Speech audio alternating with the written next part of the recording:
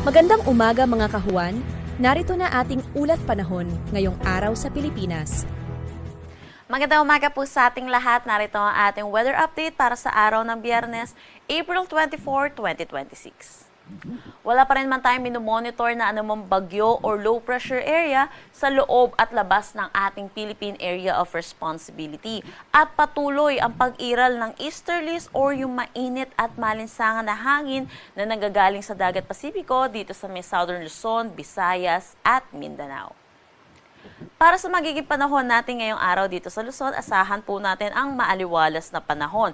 Pero asahan din natin yung init at alinsangan, lalo na sa tanghali hanggang hapon.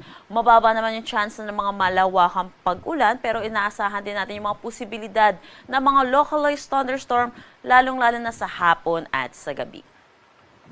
Agwat ng temperatura para sa Metro Manila at Tuguegarao, 25 to 36 degrees Celsius, Lawag, 25 to 32 degrees Celsius. For Baguio, 17 to 24 degrees Celsius, Tagaytay, 22 to 33 degrees Celsius, at Legazpi, 26 to 33 degrees Celsius.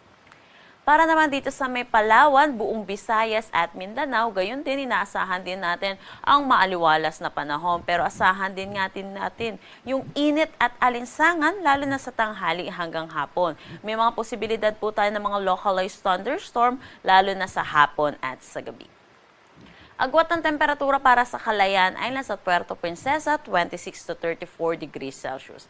Dito sa Iloilo, asahan natin na 23 to 33 degrees Celsius. For Cebu at Tacloban, 26 to 32 degrees Celsius. Cagayan de Oro, 25 to 32 degrees Celsius. Zamboanga, 25 to 33 degrees Celsius. At Davao, 26 to 34 degrees Celsius.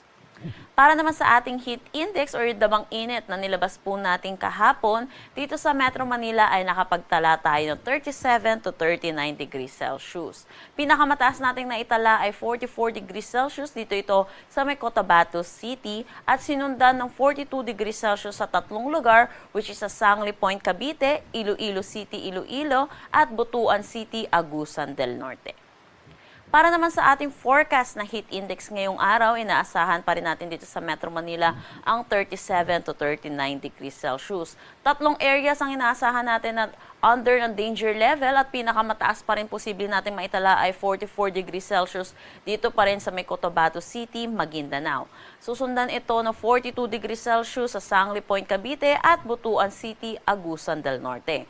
Pinag-iingat po natin mga kababayan po natin dahil yung matinding exposure sa init ay may risk po sa ating kalusugan. Iwasan po natin lumabas ng tanghali hanggang hapon, pero kung hindi po natin may iwasan ay magdala po tayo ng pananggalang sa init katulad ng payong at magsuot tayo ng maninipis na damit at uminom po tayo ng maraming tubig.